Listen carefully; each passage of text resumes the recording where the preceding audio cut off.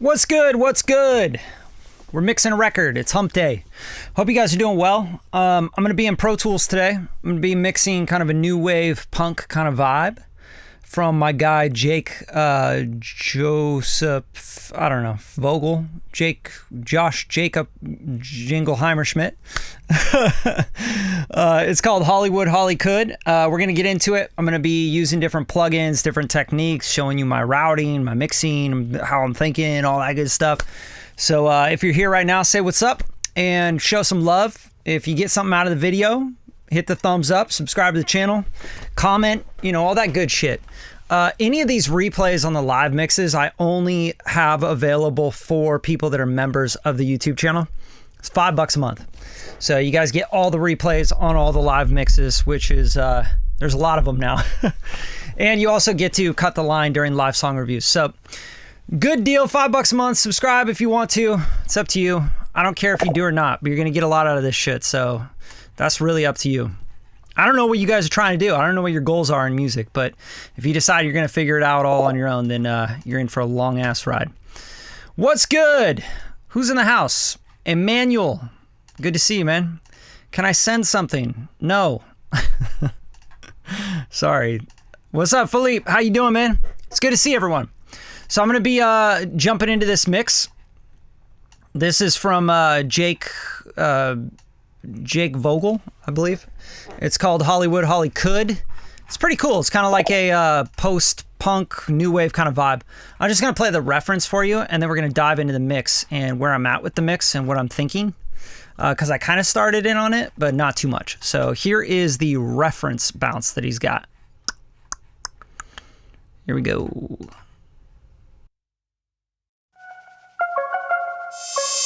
One more shot at the end of the night. Get up and go to be alright. Got a kitty in your sights. You'll never know unless you try. Greenwood, Hollywood.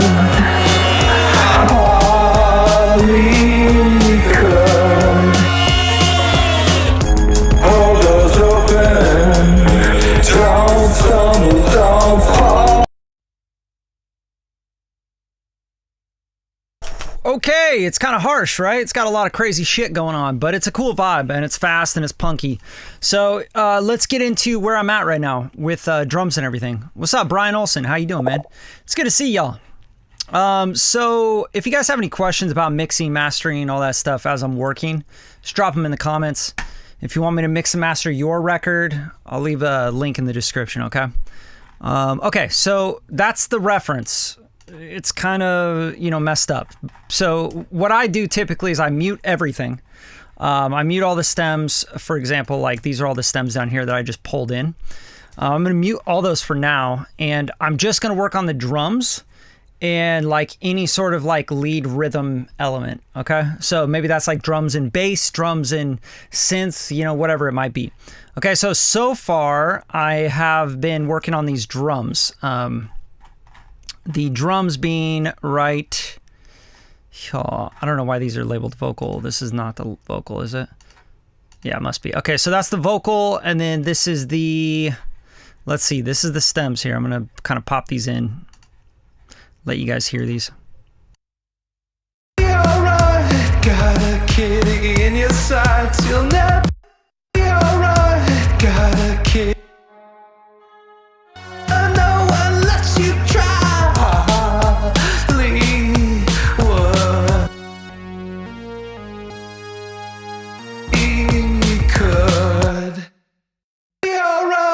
Got a kitty. You're right. Got a kitty.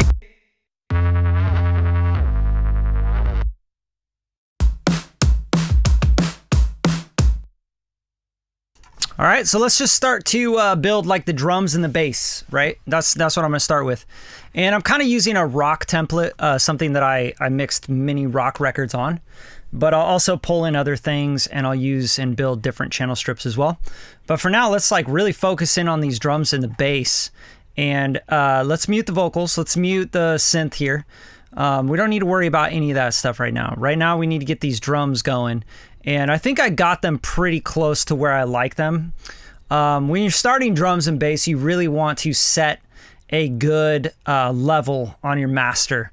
You want to be, I mean, I've been doing this so long that like I know exactly where I want to be, but you know, you can always use things like put a spectral analysis kind of thing on there. You know, you can use like, let's see, probably a good one for this would be Ozone has, Isotope has an ozone spectral analysis kind of thing.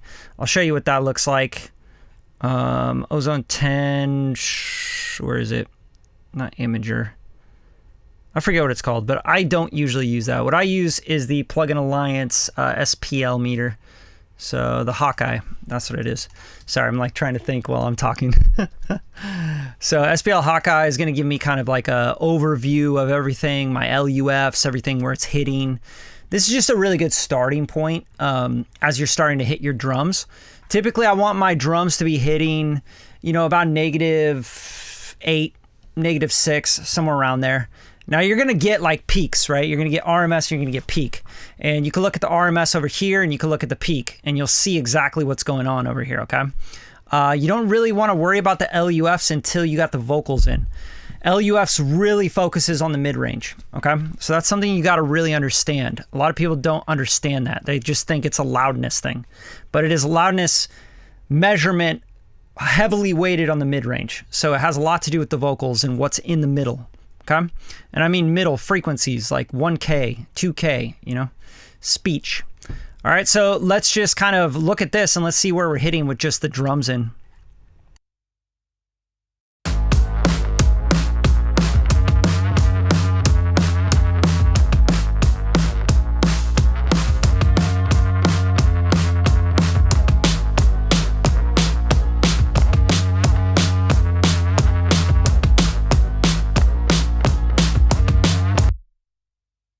Okay, so those are hitting pretty hard, which is good. I like that. The master bus is not clipping, okay? You guys see red, it's because I was playing probably the other stems.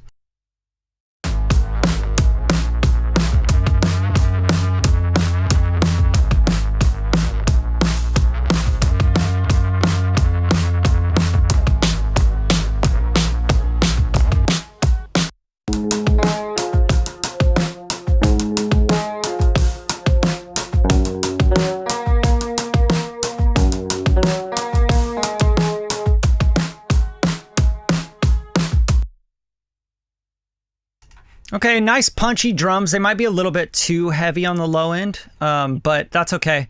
This drum kit is kind of going yellow, which means the stems were probably pretty heavy. So you could turn it down on the clip like this, like take it down a couple dB, you know, just give yourself some headroom. Or you could do it on the Pro Q3, like over here, you could take down that a couple dB. You could do both. Really doesn't matter. Just as long as you're making sure that your gain staging is good. You're not clipping out anything too hard as you go through your gain stage, okay? Now, this is going to a drum mix bus, and that goes into a drum master bus, okay? So here's my drum mix bus here. NLS buses, da-da-da, you guys have seen this before. You've seen me do this many times. I don't think I need that little peak at 60. I think that's a little heavy. And then that's going to the drum master, which is the Shadow Hills, little gate, black box design, BX Digital. So black box, really important that I have my saturation on. Pentode, probably around 56, 58, somewhere around there. Triode, 57 or so. And then I like to mix it down a little bit, maybe 80% mix, okay? And we're really looking at gain staging here. Like, just like, let's be really, really real here. Like when I'm watching this, I'm looking at gain staging, but I'm listening for the most part. Because you can really still push these drums pretty fucking hard, but we want to leave like a lot of space for other instruments, right? This is just the drums, so a lot of this is going to be peak level information. You're going to see it peaking pretty high. Okay, so let's check it out.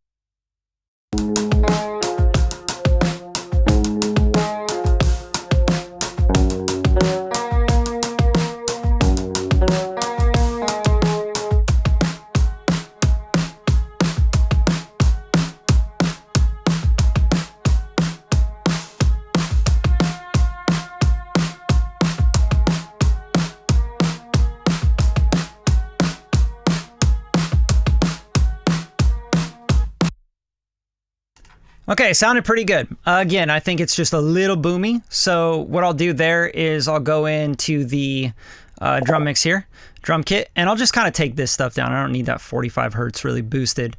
And then I might even just shelve out just a little bit on dynamics. Okay, so we'll do a dynamic EQ here. Just gonna make this dynamic. Now remember, I'm working with the full drum stem, which kind of sucks. Usually I want like individual elements so I can really mess around with that kick drum and the snare and everything differently. But all he has is the stereo drums, okay? So that's what I got. So here I'm just gonna control click on that, or sorry, option click. And anytime it goes a little too much, it's just gonna kind of tuck down that area. And we'll listen to that so you can hear exactly what that's doing.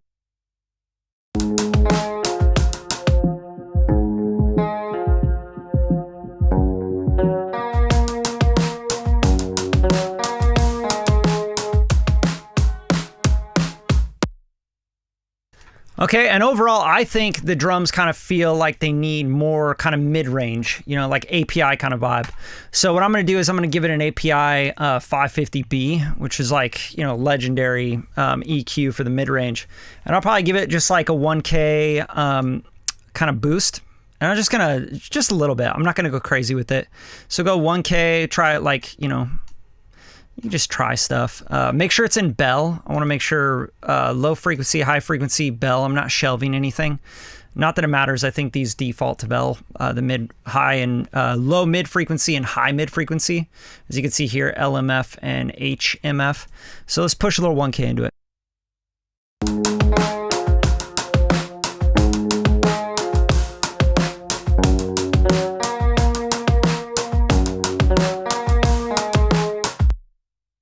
Yeah, I really like that, right? Like it just kind of makes the spit happen on the snare and stuff.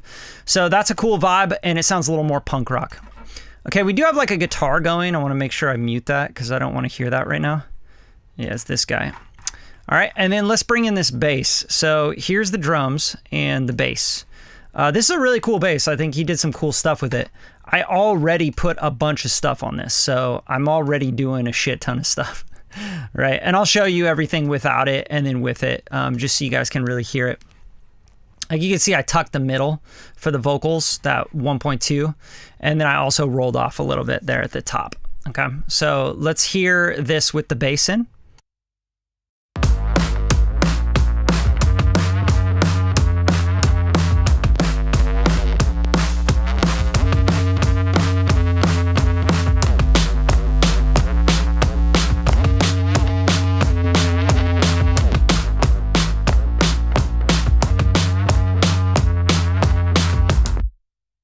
So you'll notice it sounds really cool, like the bass. If you bring the top back in and I bypass all my plugins, you're like, oh, but that sounds cool. You should leave it like that. But then all of a sudden you're taking up a bunch of room where guitars are sitting, vocals are sitting, everything else is sitting, right? So that's why he's got this mix that kind of collapsed when you hear his reference mix, because it's just a bunch of frequency masking. Like nothing's going to sound clear. And you want it to sound clear but still dirty. You know what I mean? Like you want to be able to have that edge and be cool and punk rock and new wave and stuff, but then you also want it to like speak. You don't want it to just, you know, all these kind of crazy frequencies happening. So that's kind of what I'm doing there. This is all going through drum mix and master bus, and then it's going to the master bus. So I'm pushing a little bit here on the Manly BX Digital. I might use this. I'm going to tuck that back down. I don't need that. And then the FG Red, which has like a nice little distortion to it. It's just like kind of more of an aggressive vibe. It's a Focusrite Red compressor. And then the Vertigo VSM3 is great for like distorted kind of vibes like this. It's going to be awesome for, because it's just going to make that distortion more three-dimensional. Okay, Oxford Inflator, a little bit of this. EQ P1A, everybody loves a Pultec just turned on. I have it at 30, so I'm boosting and attenuating, which means you're kind of changing the curve, so it's like pushing up to like 40, 50 hertz, okay? And then the Goldfoss, which is cleaning up, which we could probably bring this down because we don't really want this like huge sub area to be super present in this mix. I don't think that's super necessary. I think it wants to be tight and punchy and mid-range defined. I mean, that's sort of what I hear in the genre for the most part. Okay, and then So now we got the drums and the bass in, right? So let's do this. We have an all drums comp as well. I'm just going to kind of hide and make inactive anything I'm not using. This stuff, I think this was something that was just a track. Guitar lead bus, I have some guitar tracks I don't think I'll be using. These are kind of back, effects. So you got a devil lock, which is a really cool effect for this kind of genre. I use this a lot for like just texture, right? And harmonics. And the devil lock's just beautiful. It sounds really, really cool. And then the Fatso, I love the Fatso. The Fatso is like one of the first analog compressors I ever owned. And this is just a really dope compressor slash high-end limiter, tape saturator kind of vibe. So it's really cool with this warmth button. Also has a tranny, which is a transformer. So you can turn that on and you can really kind of like distort a transformer, push it on the output, like an output transformer basically. So that's a really cool vibe to add into the mix. Rear bus. Rear bus is just basically like sending everything to a parallel compressor, which is 1176 in this case. So if you want to thicken up your mix like crazy, what I would do is I'll send from the mix buses to the rear bus. Right. So you have like, for example, all instruments, all drums, all this, right? So Vox mix, you can turn on the rear bus and you can start sending to compression, all drums, turn on the rear bus, all instruments, turn on the rear bus. Don't need that on the Vox because it's already going on the Vox mix. But let's do this. Let's do it on the all Vox and turn it off on the Vox mix. So these are just like sending 100% wet to that rear bus. And then that rear bus is going to the master augs. It's bypassing all the all buses. So you can kind of like smash a little bit more level and pumping and intensity with the rear bus by blending it into the mix. This is not something I recommend if you don't know what you're doing with mixing. Like, I do not recommend you do this. Like, if you're messing with the rear bus, you better know exactly what you're doing, how to set a compressor, attack, release, how to really lock it in with the groove of the music. It's going to add so much gain to your track, and it's just going to add a lot to where you might just get out of control with your mix, right? So here, I'll blend in the rear bus just on this drum and bass so you can hear what it's doing. It's just going to thicken everything out, make it sound a lot louder.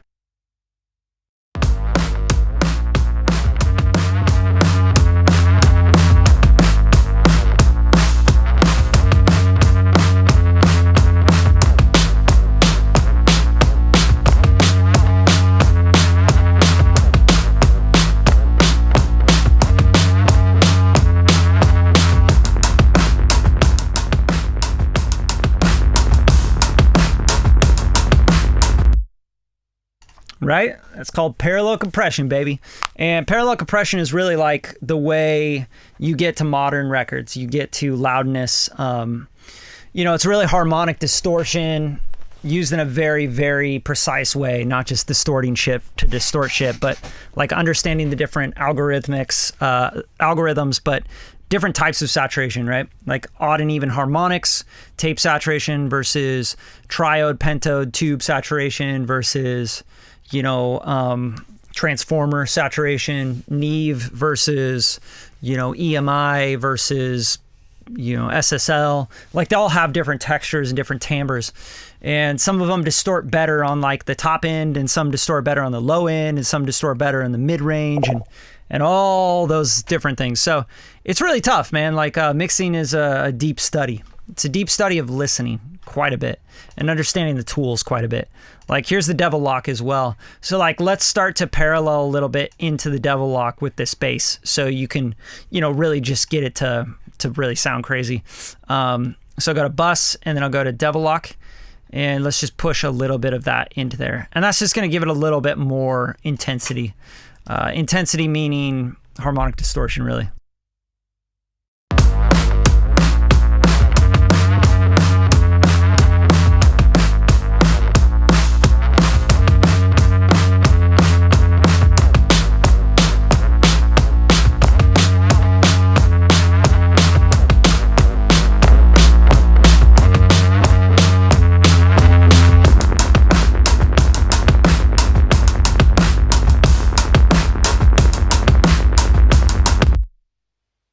Pretty cool, right? So it goes down and it does like this crazy sub rumble thing. which I think is insane. But you know, you can really like push that and make that sound really dope. And then you got the Fatso, the slap. I love slap on vocals. I think this will work really well on this vocal. And what this is, I'm just showing my effects chains and different stuff I use. Some of this stuff is from like templates of bigger engineers, like, you know, people like Jason Joshua and stuff, where I may have like took a little thing from there, took a little thing from, you know, Josh Goodwin or, you know, whoever. So these are all different things that I've pieced together over doing this for 20 something years. So BB delay is awesome. Love it. It's a cool delay. This is a EQ, just sweeping the top and the bottom. And let's start putting the vocal in, because I think the vocal needs to come in with the drums and the bass. And then we'll tuck everything, we'll put everything around that. Okay. And just going back to the reference mix, if you really want to like listen to that, you can kind of understand what's going on with the song. It's really just drums, bass, and then like these like different synth kind of things sparkling around it. Just done kind of poorly. Okay, so I'm not going to listen to it right now.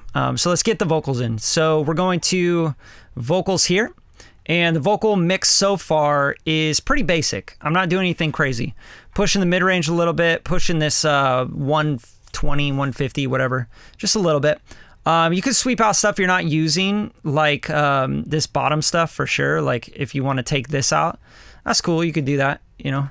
Let's go like low shelf, or I don't think this has a filter on it. Yeah, it doesn't have a filter. So you'd have to low shelf it, which I'm not going to do. I'm going to use a different EQ for that. So let's just get rid of that. And let's actually just switch this out for a fab filter. This is what I use for my carving and my cutting, just because the filters are so good. So now here's the vocal. I'm going to bring this in, and we're going to start messing with this. One more shot at the end of the night. Get up the courage, it'll be alright. Got a kitty in your sights, you'll never know unless you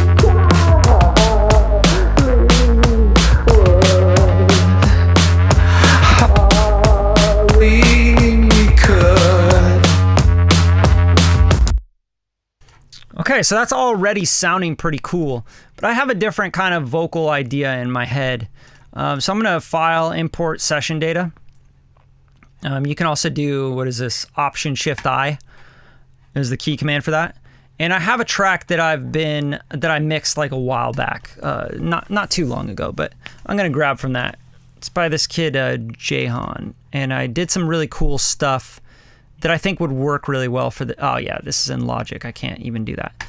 Well, fuck it. I'll just do it from scratch. We'll do it live. All right, so VMR, what do we got here? We're going into a stressor, distressor, and a Neve, and then we have the E2 de-esser. I don't want to use any of this. I'm actually not a huge fan of the Slate stuff anymore. Like I just don't use it as much. I think it's because it's like a lot of it is just like so intense. Like you turn it on and you're like, oh, that's a lot. And that's also why a lot of people like it, because it's like intense. You turn it on and you're like, wow, that sounds crazy good. I'm like, does it? Or is it overdone? I don't know. It's kind of overcooked to me. So right now I'm going to use the RVox, because I think this just is like to help control the vocal. And then we're going to put a little gate on it. And I'm just going to kind of control the vocal. That's all I'm doing. I'm not trying to do anything else. one more shot at the end of the night. Get up the courage, it'll be alright. Got a kitty in your sights, you'll never know unless you try. Hollywood, Hollywood.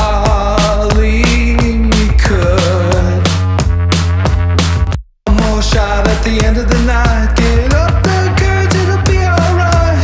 Got a kitty in your sights, you'll never know unless you try.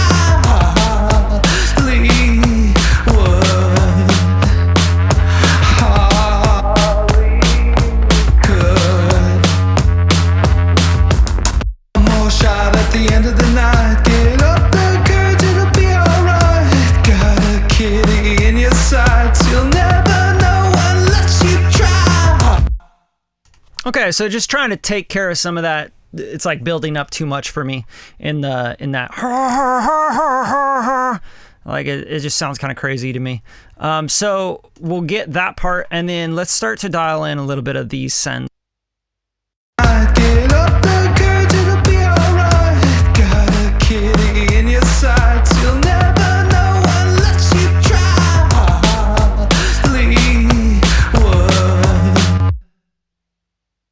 So right away, that vocal P comp, the parallel compression is adding too much of that that mid range back in that I'm not liking. So that's 33609, the Neve.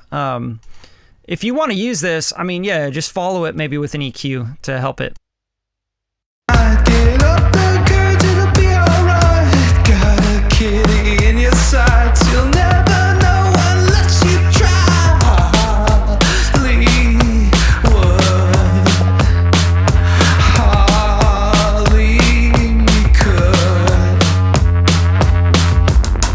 I get up the courage, it'll be alright. Got a kitty in your sights, you'll never know unless you try.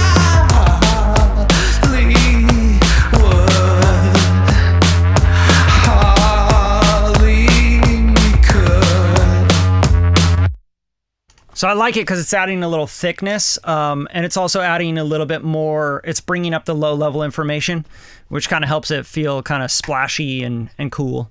Just sounds kind of vibey. So I'm not going to really mess with that too much right now. I just feel like I need to get in other stuff that's rhythm. So there might be like, for example, like what is this? What do we got here? At the end of the night. Okay, so he's got like an effects kind of print that he did, which is cool.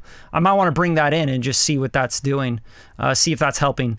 It sounds a little splashy high end, but that could be really cool with a vocal that's really mid-range heavy, right?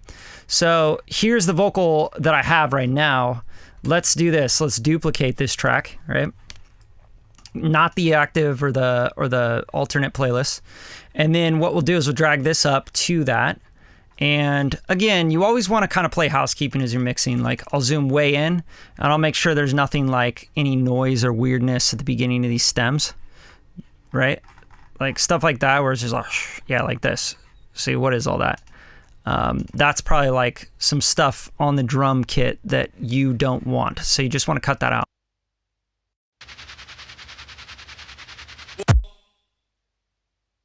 So I kind of think that O bass kind of vibe is cool. Like it's got that bass doing the automation, but this is just noise on the drums. So if you hit A, you're gonna cut from every to the left, right? And then this is kind of cool. I like this idea, this little noise.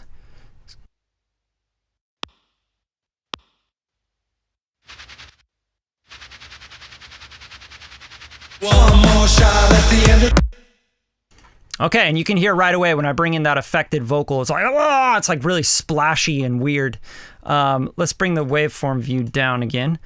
And make sure these vocals aren't coming in at different times too. Like that might be weird.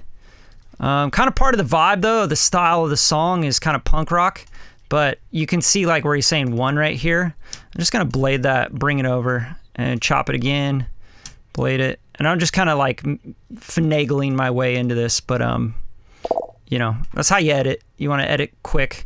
And then, you know, make sure that that gets a little fade, action. Make sure it doesn't sound crazy, obviously. But right now for this, we want to bring this stuff back up. I mean, I don't think this actually even matters because this is like a really top end kind of thing. Let's hear it by itself. One more shot at the end of the night. Get up the. So you can hear how much issue this has at the top. It sounds like shit. It sounds like really bad high end.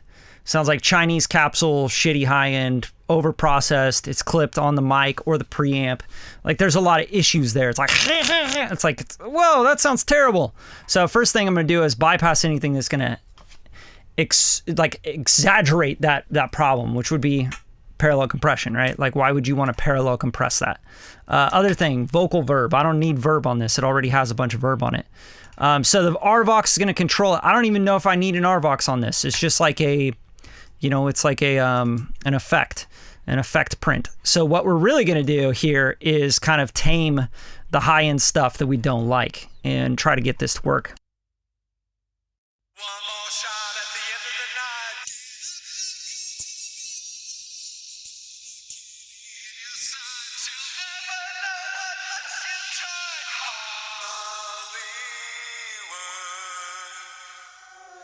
Hollywood. One more shot at the end of the night. Get up the courage, it'll be alright. sides. You'll never know unless you try.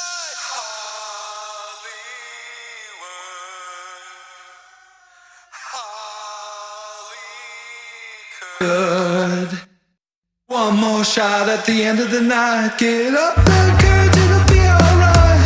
Got a kitty in your sights. You'll never know unless you try. Hollywood. Hollywood.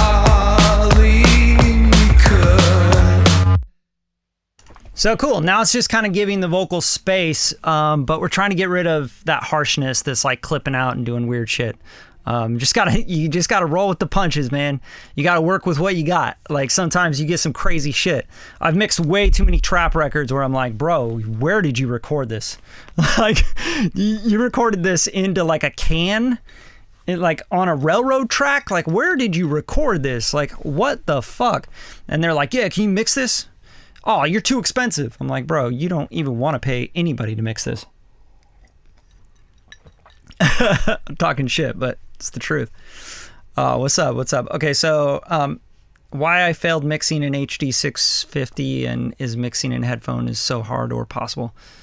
Yeah, I mean, HD 60s are fine. Or 650s, those are great. Sennheisers, great headphones. Sound good to me. You can mix in those.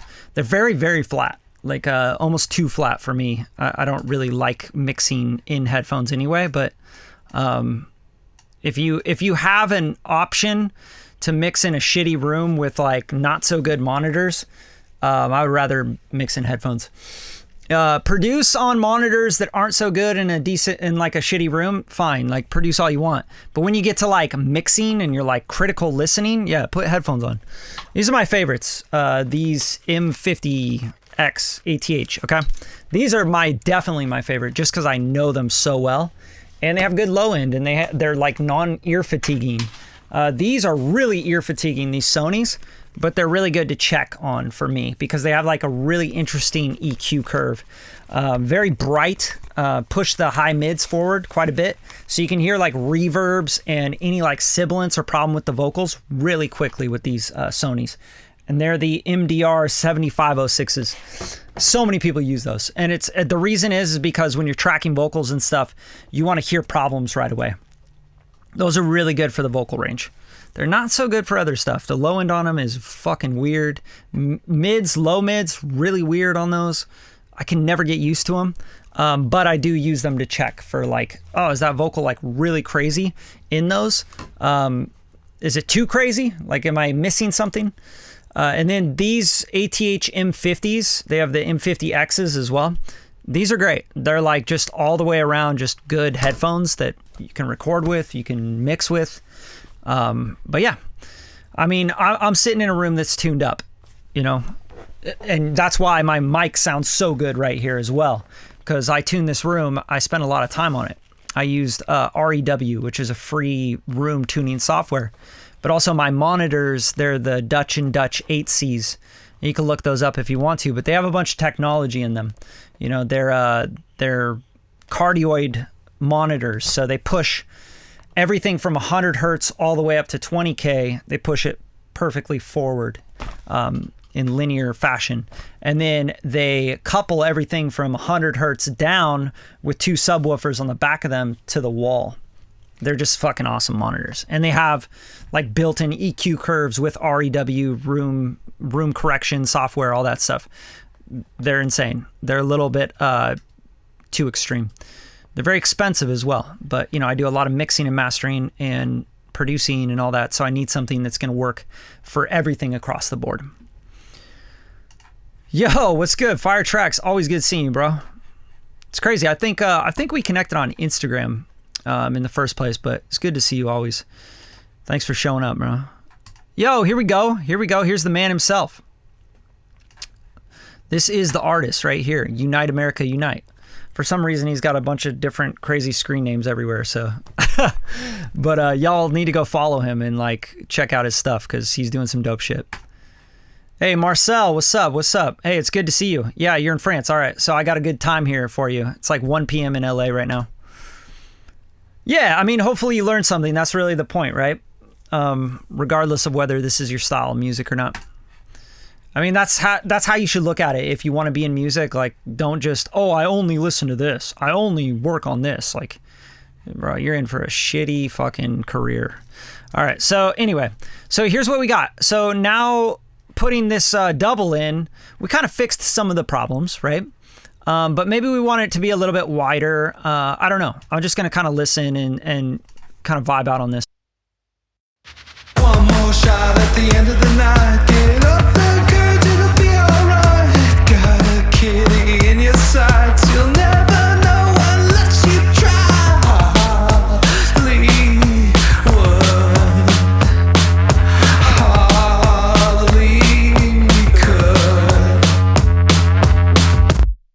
One more shot at the end of the night. Get up and good, it'll be alright.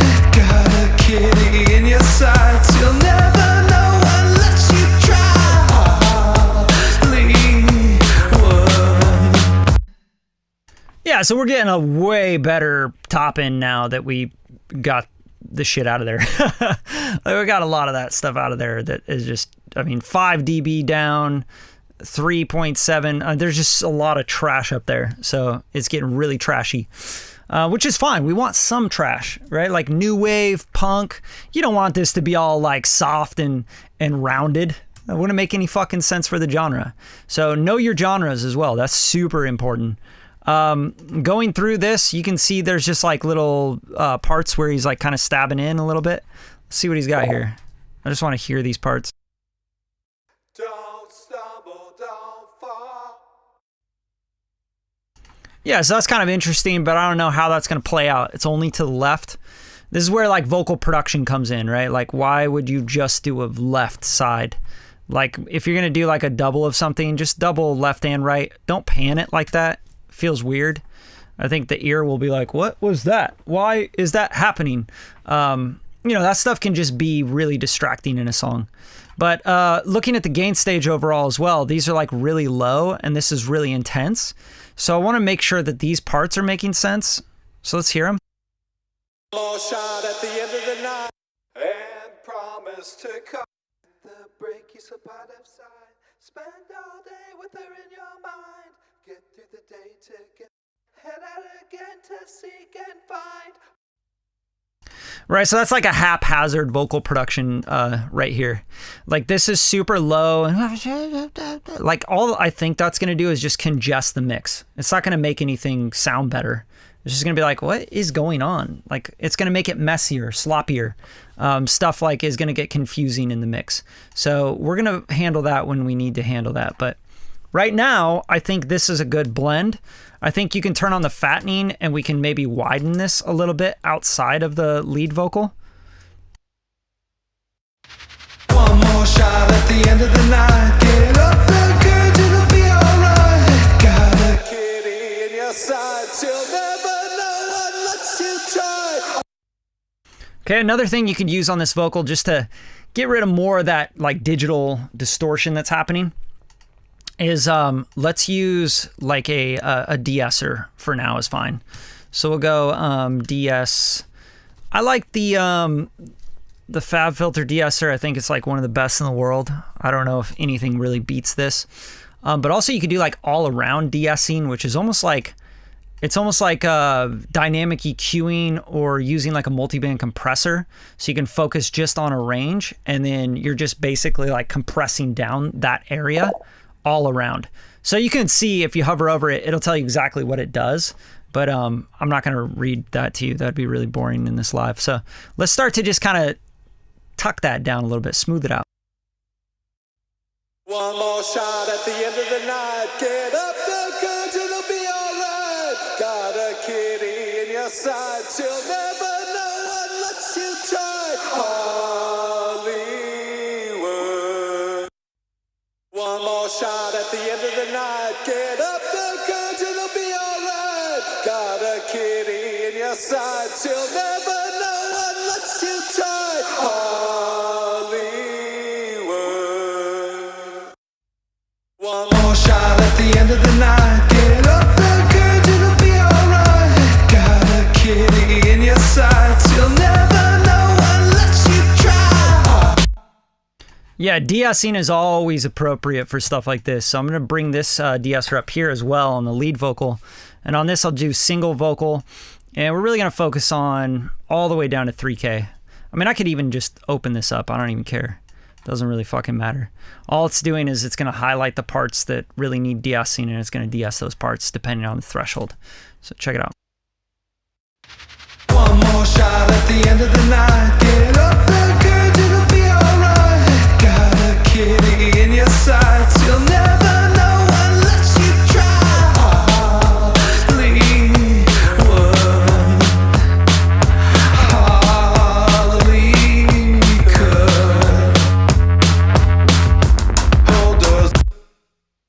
Cool. Kind of smoothing it out just a bit, right? Like nothing crazy.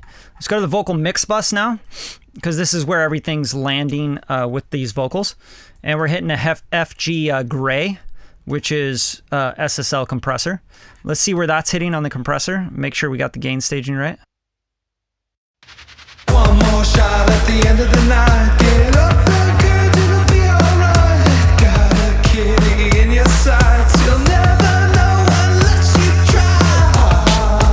Hollywood. One more shot at the end of the night. Get up and good, it'll be alright. Got a kitty in your sights. You'll never know unless you try. Hollywood.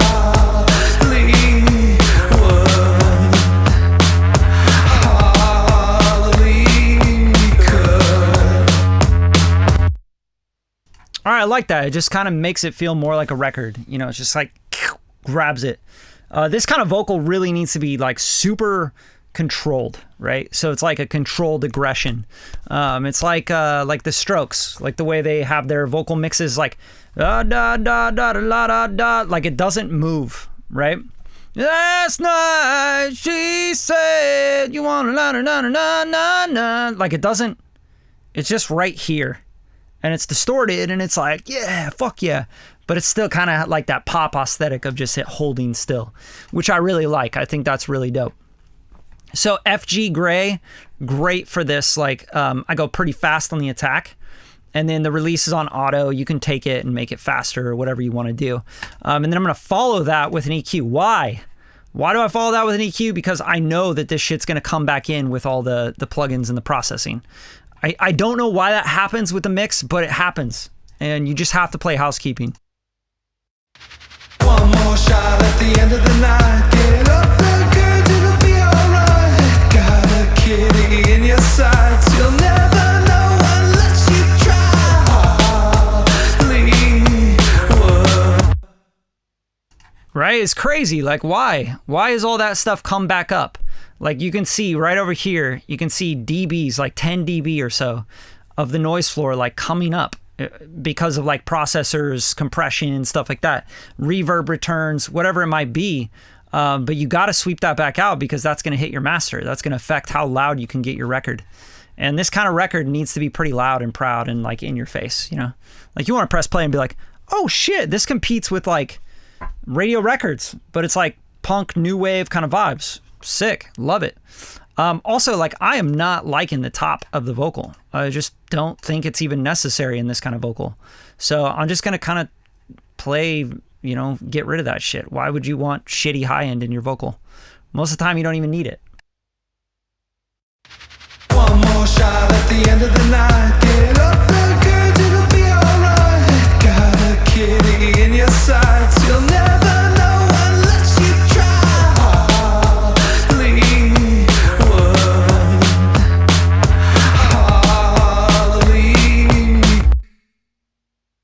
Dope. So that's starting to get there. Now let's put, just for vibe, like this is for nothing else, but let's put a Pultec on there, you know?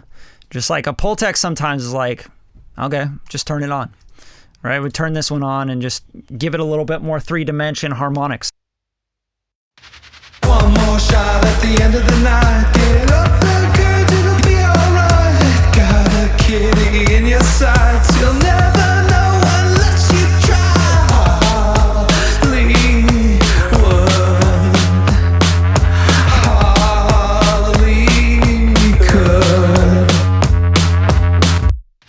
One more shot at the end of the night. Get up and good, it'll be alright.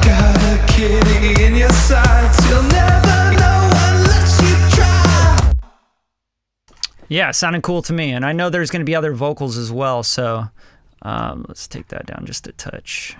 There you go. A little 3-dimension kind of vibe.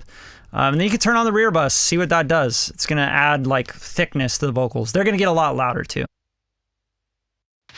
One more shot at the end of the night. Get up there, girl, it'll be alright. Got a kitty in your sights. You'll never know unless you try. Hollywood, Hollywood.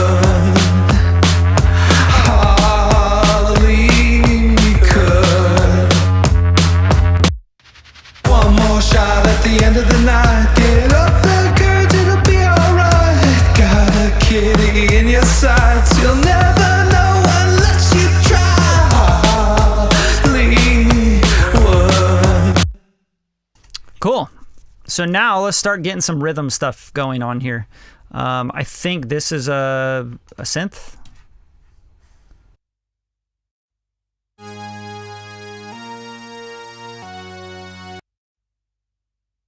Yeah, I'm just following the lead line. So let's bring this to a synth track.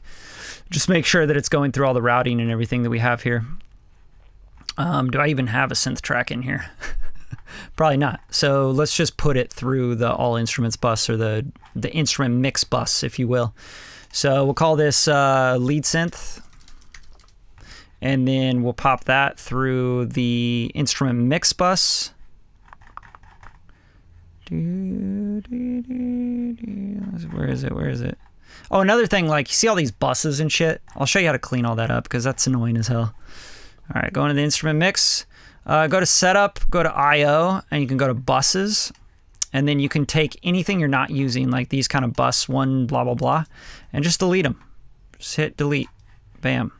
Okay, now if you go back into that and you're like, I need to send that to something, you don't get all those annoying, like bus one, all these buses that aren't even being used in the session. That's like obnoxious as hell. Another reason why I love Pro Tools, everything's you can just get it done really quickly, right? Okay, so let's get this synth into the mix. I feel like we're going to be battling a little bit of the top end, the high mids and stuff of the vocal. So we don't want to keep compounding on that. We don't want to add more of that. And a really great way to see that is just open up an EQ, right? And set it to default. You can go back to factory default. And then you'll see like what's going on in this area of the synth. And you want to get that out of the middle, right? Let's check it out. Shot at the end of the night. Get up there, girl, it'll be alright. Got a kitty in your sights. You'll never know unless you try. Hollywood, Hollywood.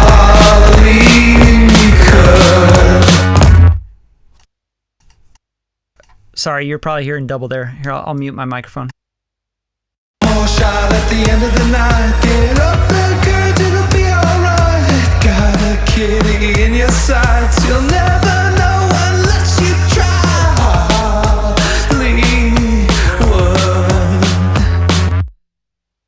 So that could be cool maybe in the sides a little bit more, but not in the middle, right? Because that's where the vocal is, and you're just like adding more frequencies and adding more frequencies. And then this is going to start looking like this, right? 13 dB of like peaked out frequencies that are going to be hitting your instrument mix compressor, your EQ. You're going to be hitting your master bus with all that, right? So this is what's happening when people start stacking frequencies and they don't get it. They're like, why does my mix sound so small? I've been trying to make this louder or that louder, or like this come out more, and I can't hear the mix. I can't hear like you're just having problems with frequency masking. That's what's going on. So I'm just going to tuck that down, but only in the mids, right? So we're going to go mid side. This is a stereo synth, right? So we're going to just, in the middle of this idea, we're going to tuck it down. And we'll solo that so you can hear it.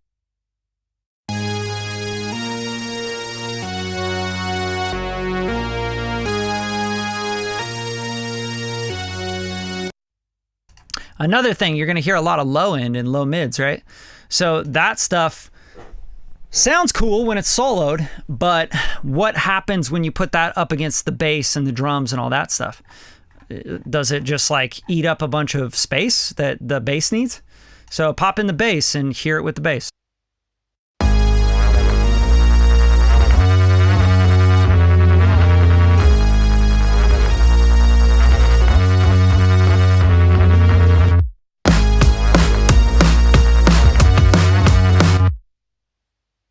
right? So you start to hear those frequencies competing with that bass and with the kick drum, right? So that's where you want to decide, is this synth low end more important than the big subby and the kick drum and the punch of the record?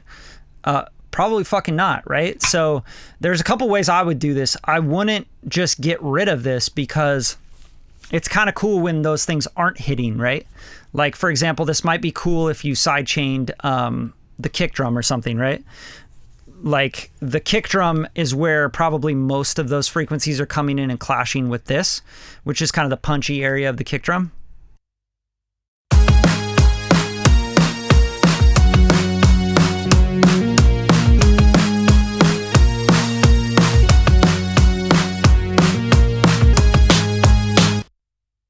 Like, you can literally hear it competing right there, right? So what you can do is do like a sidechain on like 100 hertz to like, 200 hertz, somewhere around there. Very, very simple. The way you would do it is send from the drum kit. This is different because there's actually a full drum mix. So it's not as simple, but here's how I would do it. If I have a full mix and I'm just trying to sidechain the kick and I'm trying to use the kick as a key input, you'd have to duplicate this track. And then what you would do is just use, you don't need this, obviously, you don't need any EQ or anything, but you just duplicate the track, like the whole thing. So bring that whole thing down, right? And you have a duplicate. And then you would take this EQ and let's get rid of this. Let's get rid of all this.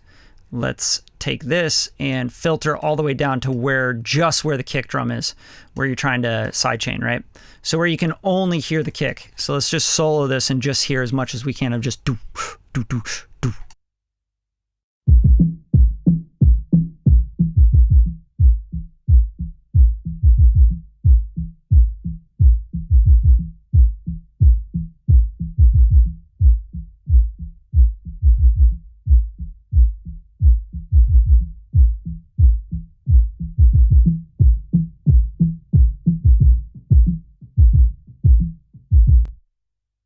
It's hard. That snare is really low, right?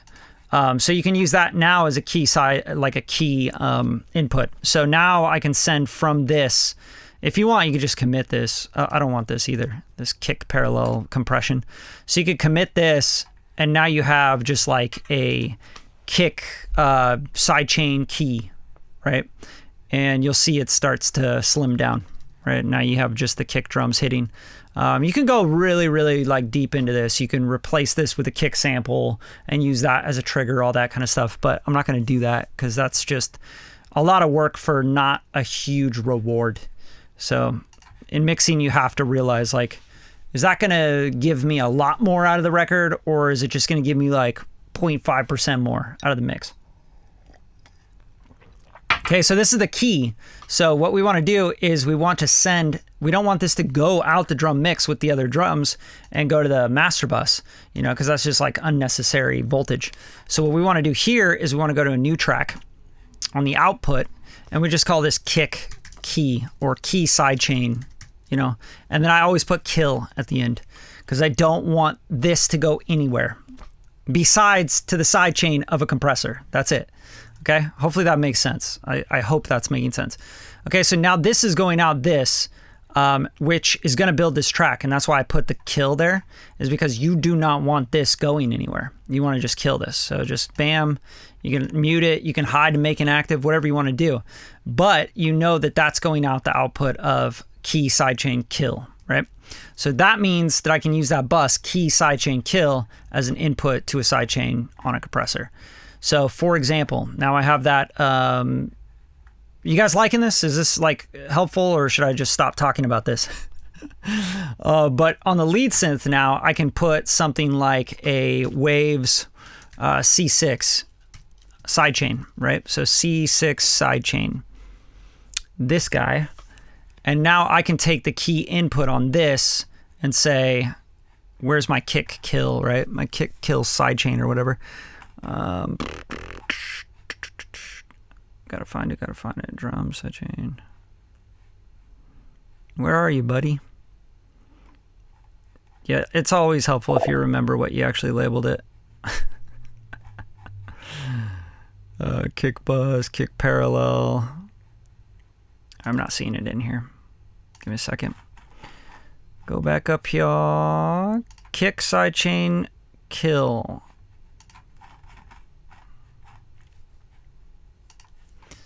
Do. Okay, so kick, sidechain, kill. I'm still not seeing it in here. Kick bus. Drum bus. Weird. Guess it just didn't like that bus. It was like, nah, man, I don't want that one.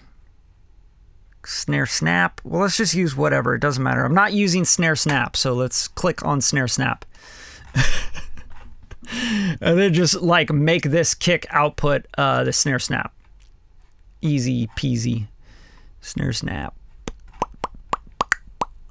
That might just be a little bit more confusing for you as you go through this, but now that kick drum is just going out the snare snap. It's going to trigger this guy, okay?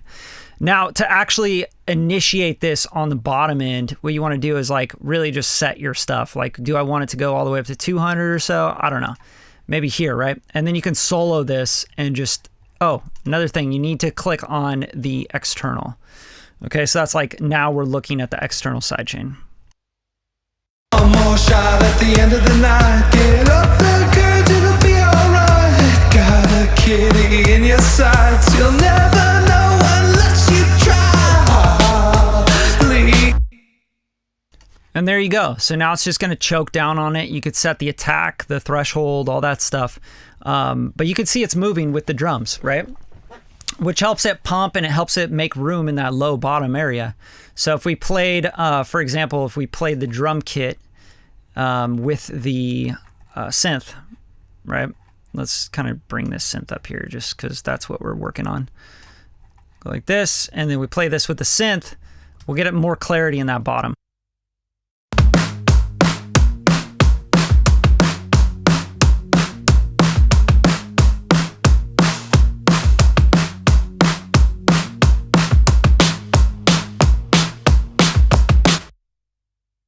That's weird because like the gain went down as well, and I think it's probably because we're soloed.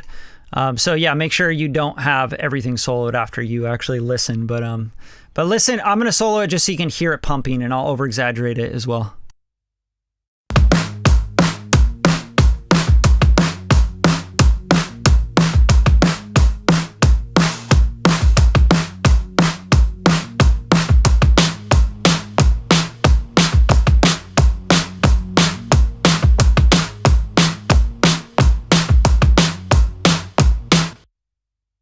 All right, so that's super exaggerated on the low end. Now let's open it back up. Let's not as much. Maybe take it down just a few dB, right? Just to give us some more headroom.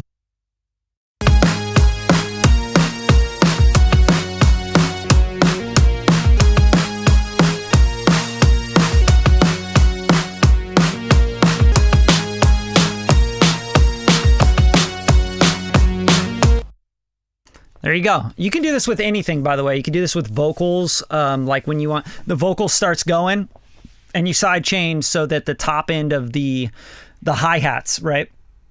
Like the hi-hats are like, right? And then the vocal starts going. Once the vocal goes and you want just the top of the hi-hats or the mid-range of the hi-hats to just tuck as the vocals, like the rapper's rapping. I've done that before. I mean, you can do this a million ways. There's so many things you can do. Kill all the vocal trash, huh? Yeah, man, I hope it helps.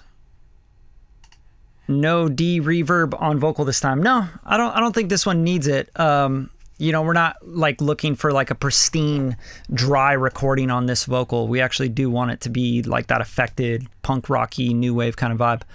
It has so much to do with the genre. You really want to be careful with what you over process. So there you go. So now I'm just like tucking that, but obviously this synth needs a little bit more love because that high end is just not okay, right? So after that, I'm gonna follow up the that with maybe something to round out the top. Sometimes you can use like a tape machine, tape plugin, things like that to make it a little bit warmer. I think that's always very effective. You can use, let's see, Arturia's got some really cool effects. And I don't dive into them enough, but you can also use like chorusing to kind of make that synth feel a little bit more vibey. I feel like that could help a lot. You know, like for example, I'll show you what I mean. It just kind of, chorusing sometimes helps things sit in the mix. So we'll go to like a, you know, a chorus. See if we can make that happen. Or here you go, Tape Mellowify. This might be a good plugin for what I'm trying to achieve here. Just to try to get this lead synth to not be so like abrasive. Because it's like it just feels so intense, right? So let's just mess around with some of this stuff to warm it up, fatten it, and kind of goo it out into the mix again.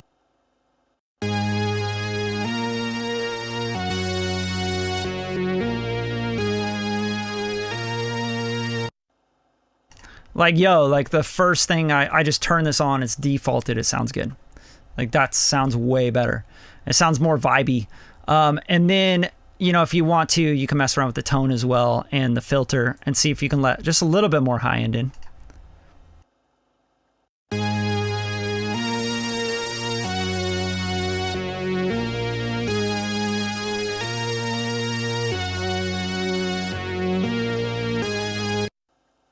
Okay, so that might be a good little vibe there. It's got a little wow going on. The flutter is cool. You might want to wow more than flutter. Sometimes flutter just kind of makes things sound like, you know, makes it almost sound tremolo. So let's mess around with the wow and the flutter.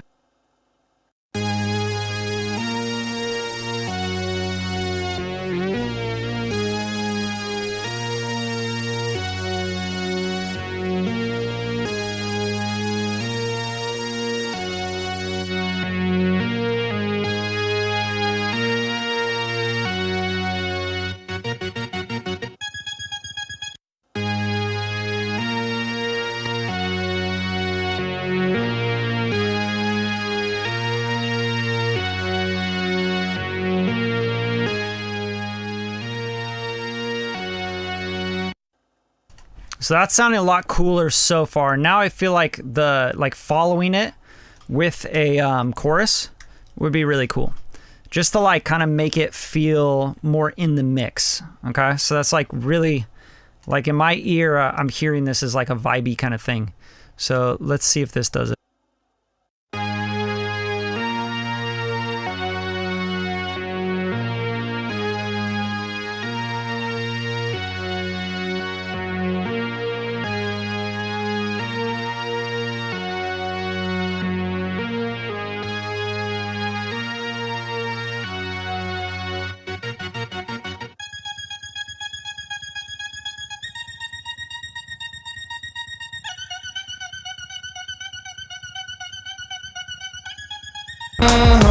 Be a good boy and promise to call. Always have the best intentions. At the break, you slip out of sight.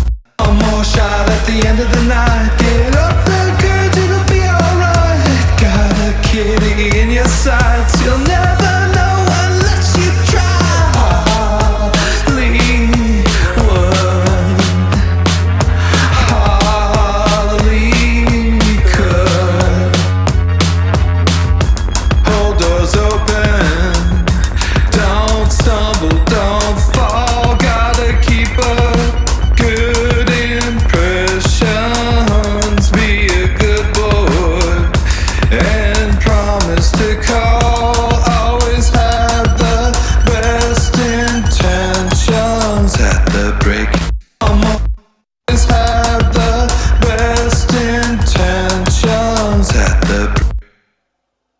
All right, dope. Like now it's sounding way more musical.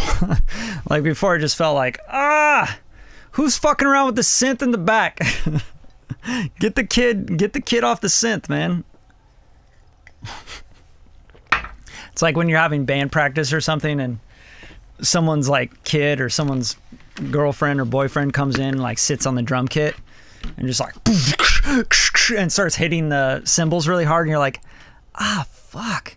Like we're trying to have a conversation here. So I just feel like that's much more effective. One last thing I would do with this is just give it a little dimension, which maybe might be like a slap delay or something, just to give it dimension. And that's what I keep trying to do, is like give this synth dimension, because it doesn't have it. Feels so like haphazard and like heavy-handed. And it doesn't need to feel that way. It needs to feel more like it's part of the drums and the bass and the record. And it has to sound like a record. Like, that's the key, right? So what I'm going to try and do here is I'm going to use like a Sound Toys. Yeah, let's use like a Echo Boy. And just give it like a little slap. Echo Boy's really, really good at this. It's like what it does the best. So we'll go like here, and we'll do like a slappy tappy. Actually, I just need probably just Echo Boy Jr. Echo Boy Mr. Jr. Just your little tiny kitty kid. Here we go. Here we go. Here we go. So Echo Boy Jr. is just like the slimmed down version, but you can do like a cheap tape 16th slap, and we'll probably want to do like 30-second slap on this. I'll do it like this. I've done this too many times. All right, and go here. Try this kind of vibe. Have the best intentions. Have the best.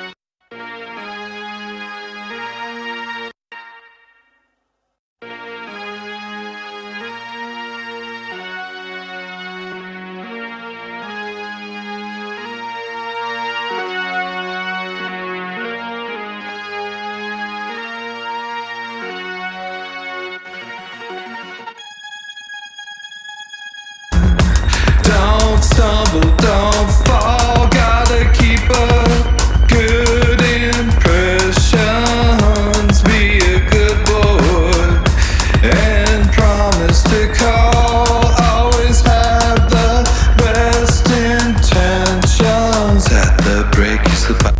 Got a kitty in your sights. One more shot at the end of the night. Get up and good, it'll be alright. Got a kitty in your sights. You'll never know unless you try. Hollywood, Hollywood.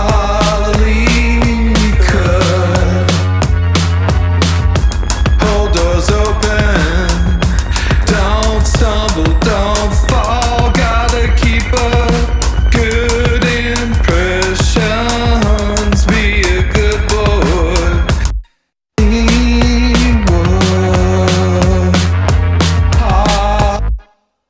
So that's pretty dope, right? Like, now it's like really sounding like it's part of the record. Like, damn, you really spent some time making that shit sound part of the record. All right, what's up? Kevin Whitaker in the house. Saying what's up to the homies. The Reggae Bible. Irie greetings. Love it. Irie. Rastafari. Let's go. All right, so yeah. So now, like, I would make this more distorted and like more like intense and shit, but I want to find out, do we have a guitar or something else that might want to take that space? So I don't really want to take up too much of that space yet. Oh, and I do really love these vocals. These were really fun. And I'm going to put these through the vocal mix bus. These were cool. I really like these. Left-right kind of double thing.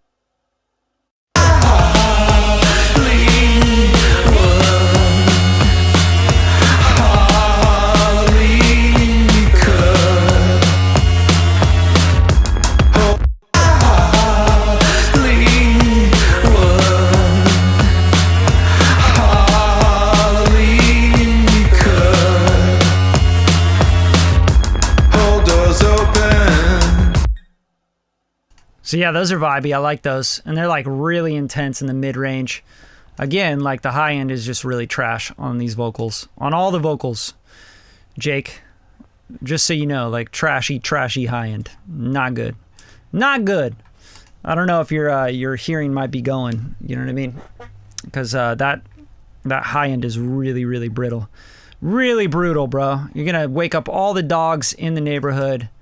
You're going to piss off everybody that can hear that frequency. Like anything up there.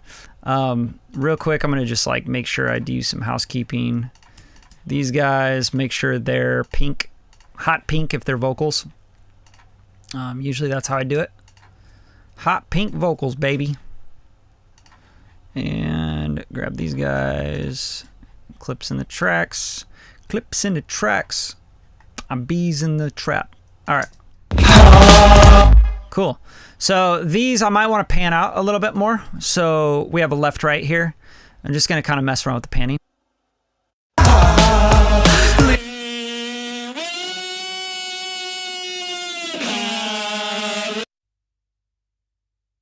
Okay, but before I do that, I want to kind of slam these with compression. I feel like they're just doing too much.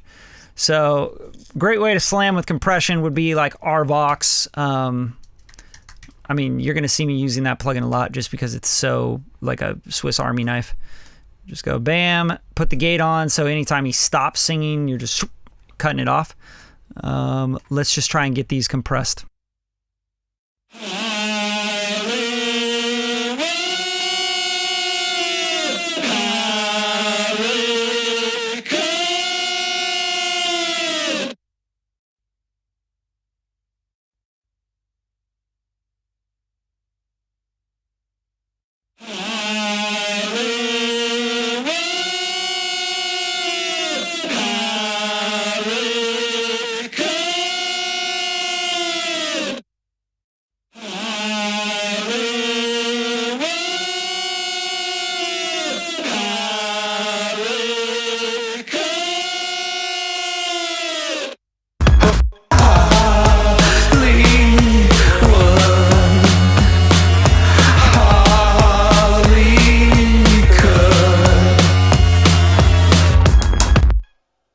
Right? Got to get those in the mix, man, and get rid of the frequencies that are not pleasing. You know, things can be distorted and still be pleasing.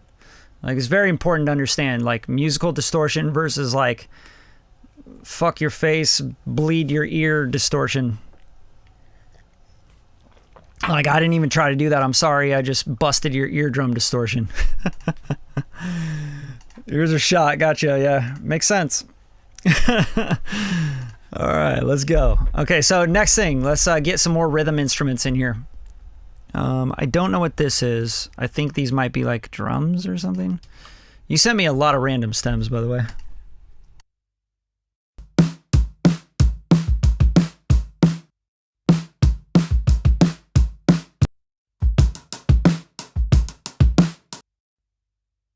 Yo, these might be the drums I should be using. These are probably better for this vibe. Yeah, like I have automation. Oh yeah, this is just like weird. So there's drums here, but then the drum stem ends. Doesn't make sense to me. I'm gonna go ahead and hide and make inactive. I don't know what that stem is. Just a random like drum stem. And then what do we got here? What is this? Got a kitty in your sights, you'll never know. Okay, so these are vocals, no automation or effects, but it sounds like they have definitely effects on it. Hide and make inactive. See ya. We already have a lead vocal, right? Like, why do we have so many stems that are the same? What is this? Right middle to no automation. I'd imagine that's a vocal. Not going to worry about that. What is this? All instruments.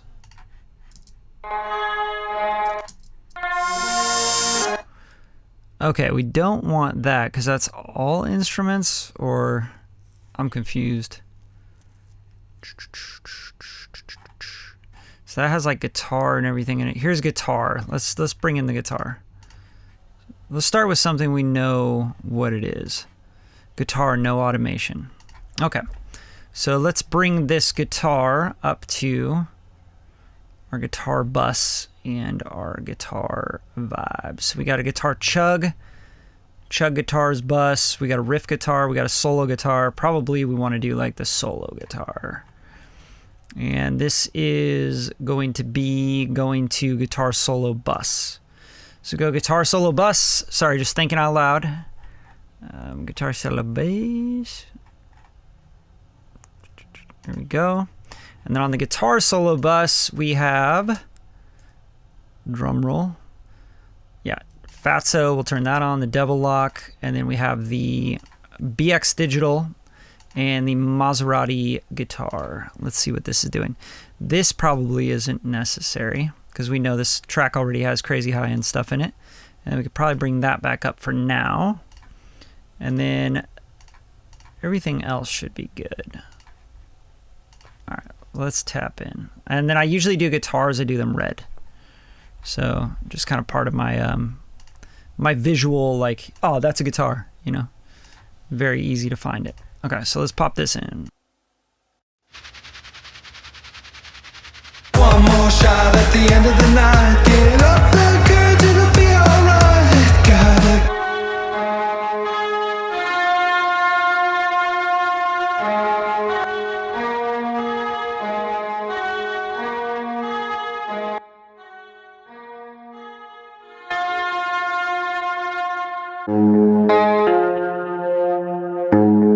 don't stumble, don't fall. Gotta keep up good impressions. Be a good boy and promise to call. Always have the best intentions. At the break, you slip out of sight. Spend all day with her in your mind. Head out again to seek and find. 1 club, 2 clubs, 3 clubs.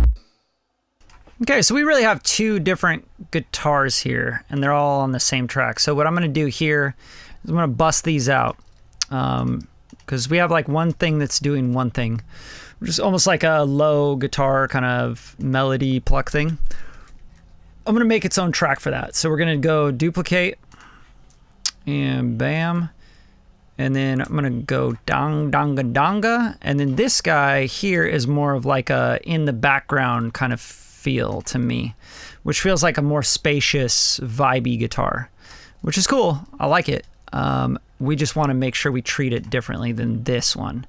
Let's bring this gain down just a little bit so we can kind of, you know, manage it a little bit more. And then on the guitar solo bus, I'm not sure I need this Maserati. But let's see if it works on one of these. I don't know. You'll never know unless you try.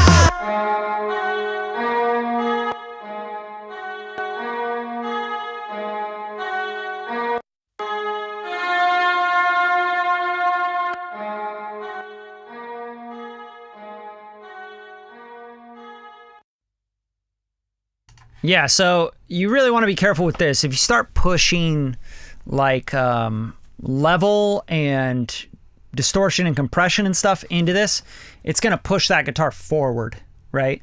And we really don't want that. We want this to feel more in the back. So if you need it to be louder, just turn it up here, like on the clip, or on the large fader, or, you know, give it some gain. But you don't need to necessarily, like, I don't think it needs a devil lock. It doesn't need to be sent to the devil lock. I also don't think this is serving it well either. I think it's more about keeping it in the background, this vibe here, and finding a place for it and some space for it, which might just be simple EQ on this one. Get up and good, it'll be alright. Got a kitty in your sights. You'll never know unless you.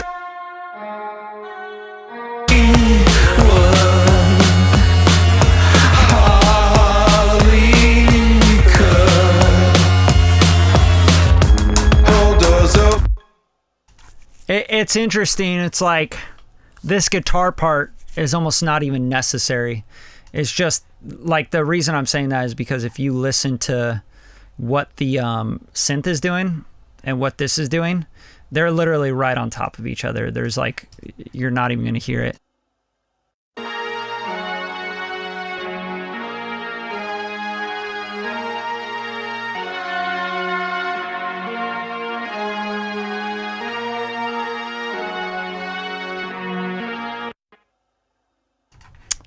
It's weird. It's just a weird vibe. It's just not making sense really for the mix. So really what I would do here is try to get these to work together without them sounding totally fucked together, because they don't sound right together.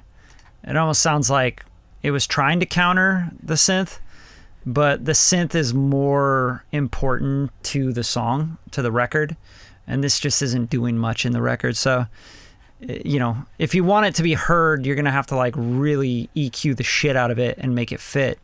You know what I mean? Like you just really gotta like make a space for it. But is it important enough to do that in a mix?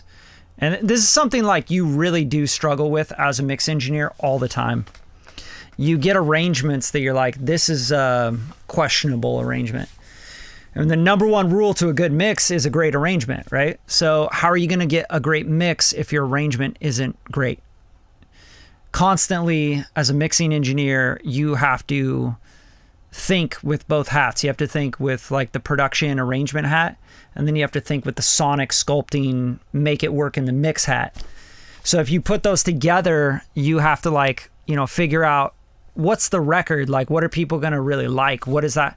How is this going to make the record better? Or is this like taking away from the record and it's not that important? And if it's not that important and it's taking away from the record, then just fucking get rid of it. You know what I mean? There's no point. Don't try to like make something fit just because that's the stem you got. Because for the most part, if I went back to like, let's just do a test here. Go to the reference and listen and see if there's any keys or clues as to what the artist or the producer had in mind for that. So let's just listen. You'll never know unless you try. Clean world. You'll never know that good will be alright. Got a kitty in your sides. You'll never know unless you try. That good will be alright. Got a kitty in your sides. You'll never know. Kitty in your sights, you'll never know unless you try. That girl, you'll be alright. Got a kitty in your sights, you'll never know unless you try. So what I'm hearing from the reference is that the guitar is like really trying to be pushed into the mix, but it doesn't have a place. You know what I mean? Like it's literally like on top of the vocal parts and it's distracting. So like there's a part there where it goes and it like just steps on everything. And the reason that's happening is because you're trying to push something into your record or into your mix that doesn't even fit in the mix. It doesn't fit in the record. It's like you can add a million parts to everything. Doesn't mean that it's a good decision. So like, for example, this part right here, this is what you hear firing off on top of the vocals. Like it like is so apparent in the reference. Like listen to the note. You'll never know unless you try. It's like you never know unless you try. Like that's way more important than like what is that? So maybe we can make it fit and just like kind of come in and out, but it's gonna be a tough one. It's gonna be a tough thing to make fit into this mix. You'll never know unless you try. You'll never know. You'll never know unless you try. You'll never know unless.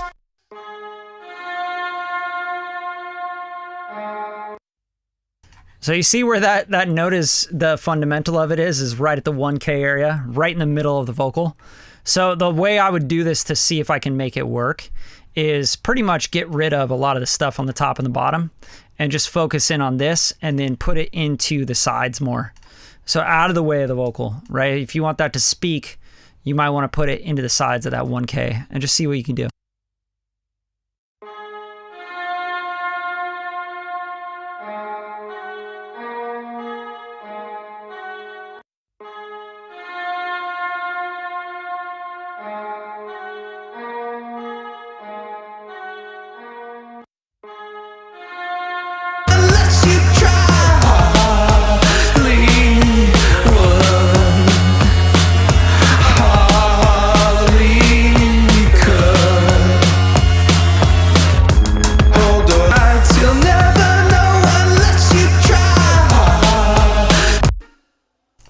Okay, now it becomes sort of like a back in the back and to the sides kind of effect kind of feel, instead of something that you like want to,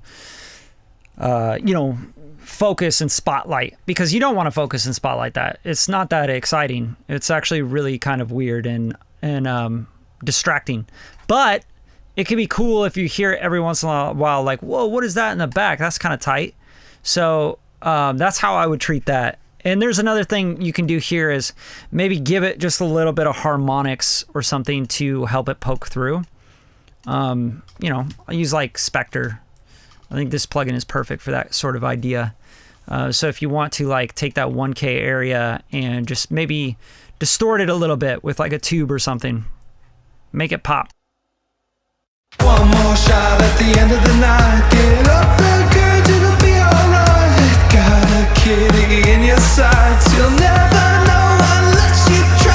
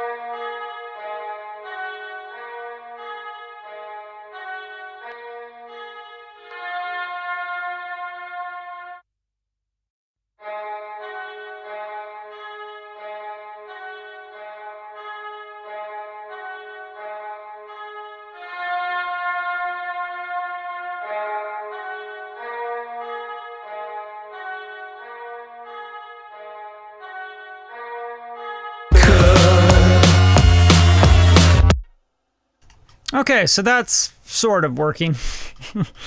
Another thing I'm going to do is I'm going to blade this and sort of give it a little automation as well. So, you can automate this. You can bring it up here like this. But before it, I think it needs just a little bit more gain. And then I think when you hit this part, maybe you want to do like some volume automation so it's not so intense. Just because it's like a lot. It's a lot and it's distracting, and I don't want that to pull away from the record.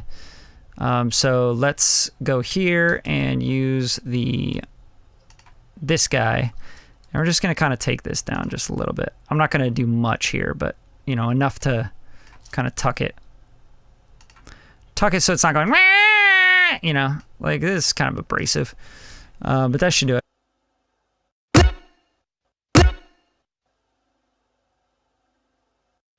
Kitty in your sights, you'll never know unless you try. Lean one, Harley cut. Hold doors open, don't stumble, don't fall. Gotta keep a good in.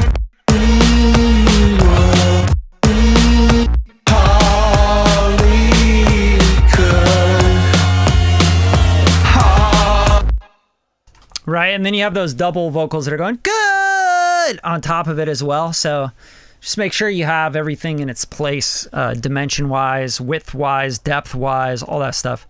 So that's kind of what I'm doing there. At what level do you mix? I don't know. That's a interesting question. Are you talking like volume level? I usually mix like right now my speakers are at like maybe a little bit above speaking level, right? Like I mix pretty low. When I'm checking the low end, like drums, kick drum, bass, stuff like that, I'll turn the speakers up. I also will turn the speakers up when I want to hear like, is the vocal too loud, right? So you can't tell sometimes if the vocal's too loud if you're monitoring too low, right? Because you're like, oh, it sounds really good, but because of the Fletcher-Munson curve, you have to turn things up to really get a more linear, flat response for the ear, for the way we hear. So typically if you're mixing too low, especially with monitors that aren't that good, right? These monitors are great. You can turn these down really low and still have full low end bass sub all the way to the top. But a lot of prosumer and consumer grade monitors, speakers, you turn them down and you lose all the low end. So you're hearing all vocals, all the mid range, all the high end, but you're not hearing any of the sub, not any of the low 100 hertz stuff. So you constantly, people mix really loud on HS5s, HS8s, etc. And then their mixes fall apart really hard too, because they're hearing things a certain way where their ears get fatigued a lot quicker. And not to mention those speakers are very ear fatiguing. So you'll probably put more high end into mixes, right? You'll probably put more low end into mixes when you're mixing like that. And you'll probably start to tuck the mid range and stuff. So what I try to do is I try to mix at a pretty like normal volume, like a little bit above talking. And then when I need to like check the whole mix, I'll turn it up pretty loud for a little bit and I'll go, oh, the vocals are kind of getting harsh. Okay, I need to maybe take care of some of those, the 2K area and stuff, right? Because I find that when you turn it back up, sometimes because it starts to get flattened out, like the low end comes back up and everything comes back up, the vocal starts to really push forward when you turn it up really loud. So I have to look for a kind of middle ground. Like when you're mixing quieter, you're going to constantly try to push the bass up and the drums up and things like that. You're like, oh, those drums aren't hitting hard enough, right? And that's what you do. You just naturally do that. And then when you turn it back up, you go, shit, the drums are really loud, the vocals really loud. You know what I mean? So then you have to kind of like play a back and forth with it. And I always do, and I think every engineer does.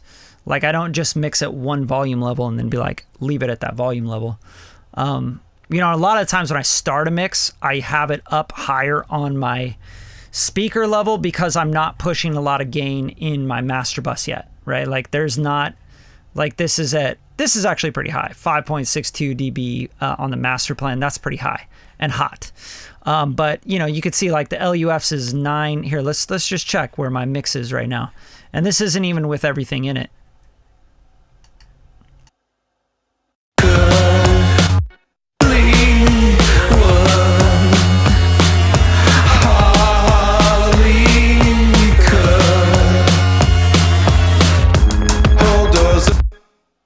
I mean, that's honestly like about where I'm going to end up.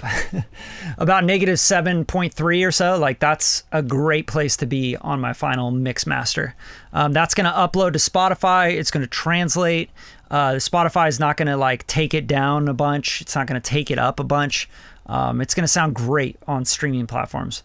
And that's typically what I'm mixing for. Like I don't mix for, yeah, it's rare. I have those occasions where people want me to mix and master for, a live thing or for a specific thing, but it's usually for streaming because it's 2023, right?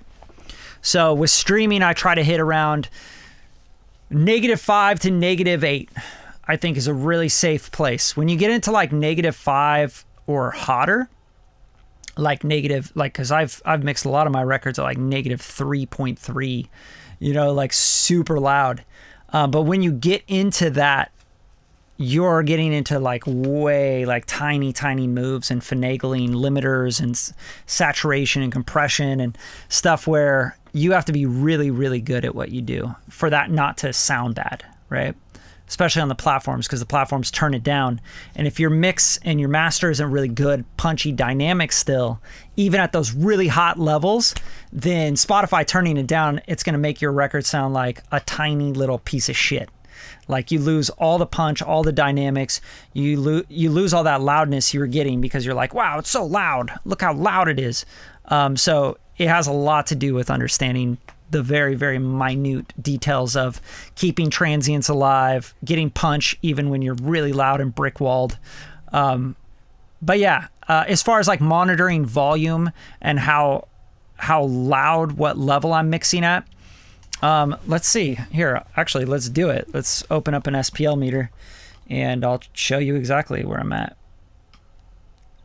SPL meter. There's like so many great apps now. It's insane.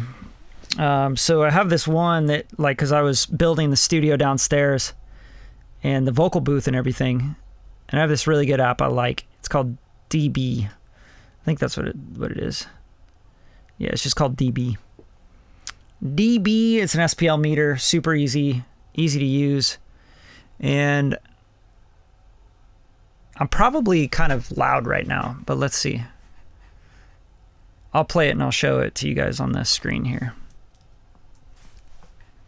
Boop, boop, boop, beep, beep, beep, beep. That's a catchy little phrase, man. Like, I'm more dread at the end of the night. Like, that's fun. I like that.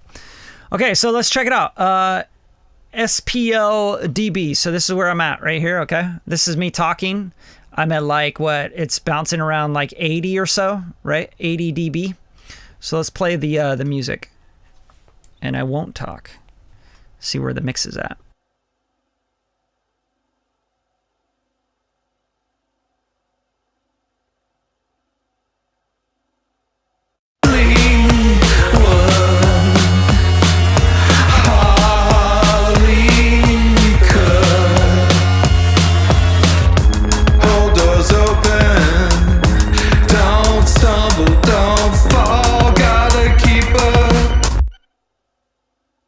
Okay, so that's where I'm at, around 85, right? So about 5 dB more, pretty low, right? And then I'll turn it up to where I would like start to monitor like the low end and stuff, and I'll show you that. So this is like, I'm just gonna naturally turn it up, and then I'll show you on the dB SPL meter where I'm hitting.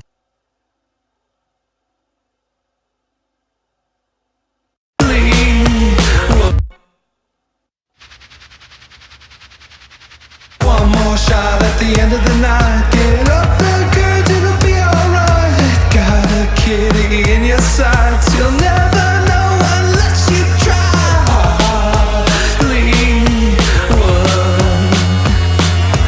Hollywood, hold doors open.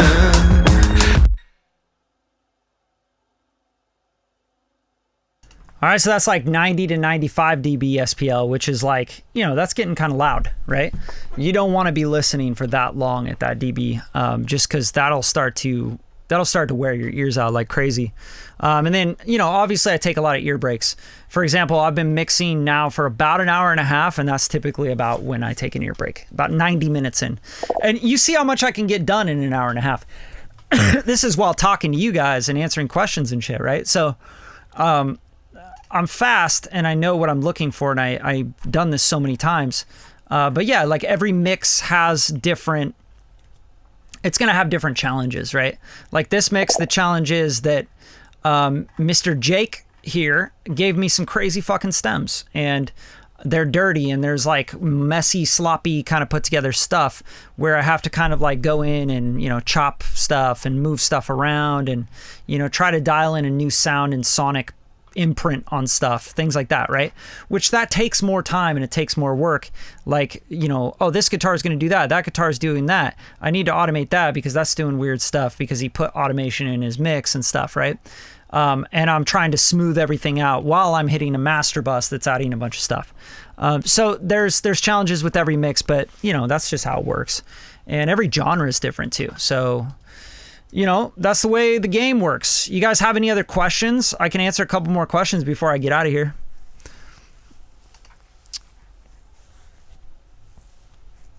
Yeah, you get it, Marcel? I mean, it's good to have a dB SPL meter. Like, check how loud you're going, because you guys can like really blow your ears out and not even know what you're hearing. Like a lot of people mix really loud and then they make really shitty mixes and their mix collapses because when they take it somewhere else, it's like, it's not as loud. It doesn't sound as good. It's not competing. It's not limited right. It's not mastered right. There's all sorts of problems that come into play. But if anyone here wants me to mix and master their record, you can click the link in the description and pick up a mix master package. I'm pretty much getting booked up for June and then into July now. So you guys, if you want to get your records out by July, August for summer releases, you guys should book your mixes now. Like whether you're working with me or not, you should get your shit done. Make sure it sounds great. Voice trick at high level. Yeah, it's important. Like, you should always check everything in different levels. Very, very important.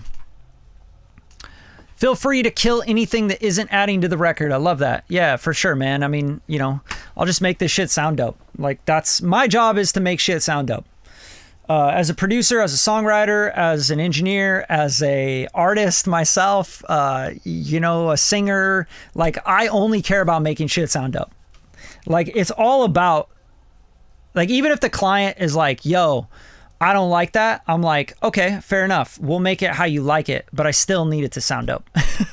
So it's always going to be a give and take, you know, with production, mixing, all that stuff, because it is an artistic choice as well, right? Like, what you think sounds dope, I might not think sounds dope. So a lot of the clients that I hold on to for a long time, people that, like, I work with for so long and, you know, years and years and years, they're people that hear the same way I do, right? They have the same kind of taste as me.